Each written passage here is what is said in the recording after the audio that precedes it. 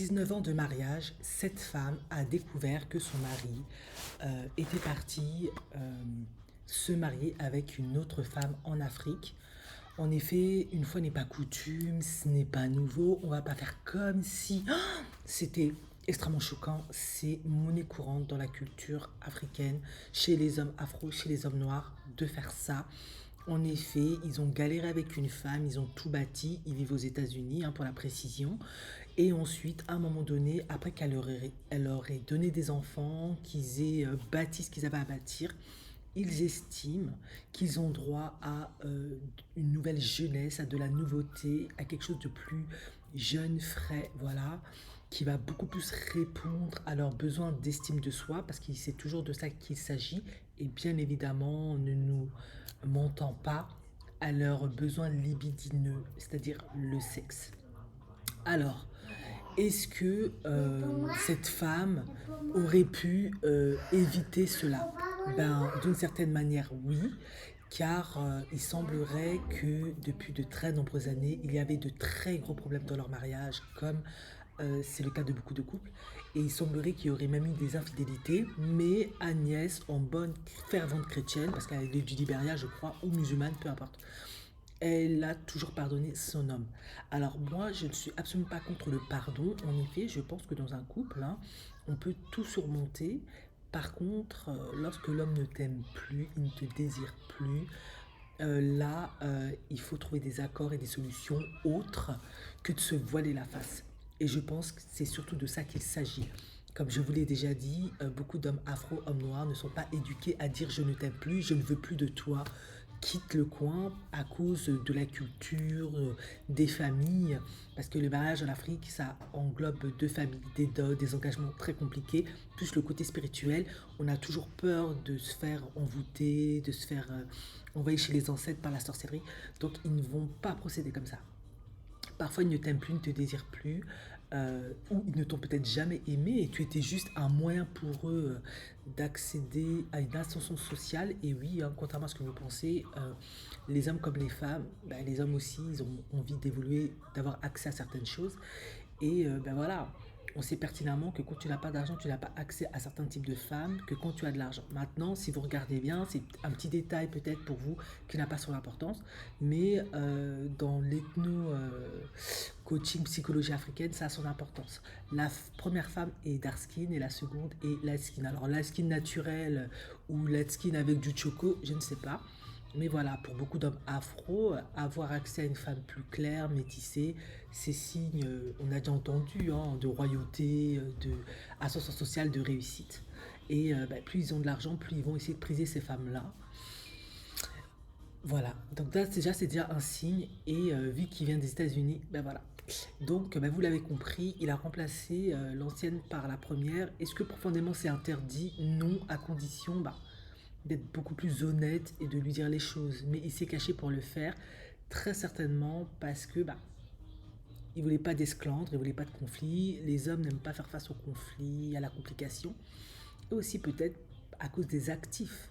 En effet, il s'est dit, mais si jamais elle demande le divorce, elle se sépare de moi, il va falloir partager les actifs. Voilà, une fois que le décor est planté, comme on sait très bien comment sont les hommes noirs, les hommes afro, qu'il y a une très grande chance qu'ils prennent une maîtresse, une deuxième bureau, la polygamie, parce que de toute façon, apparemment, c'est quelque chose d'établi, d'attesté, d'avéré. Ça fait jamais du bien, ça donne jamais des répercussions positives psychologiquement, financièrement au sein de la famille. Ça déstructure complètement tout. Mais vous aimez vous convaincre que ce n'est pas le cas. Alors je vais donner mon point de vue par rapport à ça. Cette femme concrètement peut faire ou pouvait faire.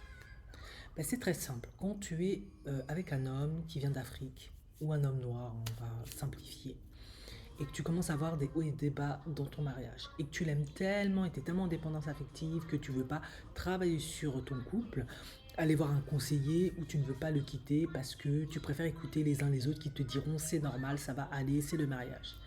Ben, sois pas trop bête, à un moment donné, tu commences à te protéger financièrement. En effet, on ne peut pas empêcher un homme de te quitter, on ne peut pas empêcher un homme d'en aimer une autre, c'est la vie, c'est pas une machine, il est libre. Du coup, toi, pour ne pas te retrouver perdante, tu te protèges. tous les actifs et les biens que vous avez en commun, bah, tu te débrouilles si c'est toi qui as le plus investi dedans ou s'ils sont à toi, à les mettre à ton nom. Tous les comptes en banque que vous n'avez pas en commun, si c'est à toi, c'est ton argent qui rentre de ton salaire, tu mets à ton nom. Tu commences à te protéger. Ou alors, si vraiment tout est à votre nom parce que vous avez tout mis par rapport au mariage, ben, ça fait partie des biens communs, tu commences à ouvrir un compte en banque qui est à ton nom seul et tu commences à mettre de l'argent de côté discretos. Alors j'aimerais beaucoup plus rentrer dans de l'investissement boursier, mais je sais qu'à partir de là, beaucoup de femmes ne pourront pas suivre parce que c'est quand même très particulier et spécifique. Donc je vous invite à voir avec votre conseiller bancaire ce que vous pouvez faire pour optimiser cet argent-là, pour le faire grandir, le faire fluctuer. Mais en tout cas, première règle d'or, si tu vois que ton homme afro-noir commence à te tromper, que ça devient compliqué, que ça devient récurrent, que tu sens que c'est bizarre, au lieu de te voiler la face, d'être dans le déni, ouvre un compte à ton nom seul, tu mets de l'argent de côté discretos. Maintenant, si tu arrives à avoir suffisamment d'argent ou une somme conséquente, ben, et l'intelligence d'acheter une maison à ton nom seul, et je suis désolée de dire ça, ben, tu lui dis pas, parce que s'il commence à te tromper, à aller voir ailleurs, à faire des allers-retours en Afrique, à faire des trucs bizarres, coups de Trafalgar, faut aussi sentir son intuition. Tu commences à t'acheter, et une fois que tu as économisé, tu t'achètes une petite maison, un petit appart à ton nom.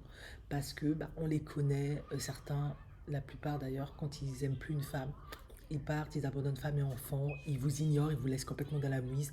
Et certaines se retrouvent SDF, dans des foyers, dans la précarité. Ça devient très compliqué. Elles doivent se battre entre plusieurs emplois. Donc, il faut protéger l'argent. C'est pas une question de matérialisme ou peut-être vénal, c'est qu'on est dans un monde capitaliste, on est en Occident ou en Afrique. Le monde, il n'est pas, c'est pas un monde de bisounours. Il faut être stratégique.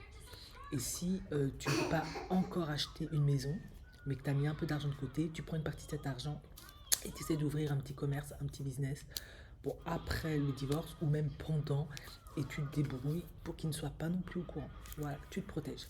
Parce que sinon, tu vas te retrouver comme cette femme ou comme des millions de femmes à travers le monde. Ce genre d'histoire, c'est pas la première fois, c'est toujours les mêmes choses et ça continue. Les femmes noires, les femmes afro ne retiennent rien, n'apprennent jamais rien des erreurs des femmes qui les ont précédées. Et c'est bien dommage.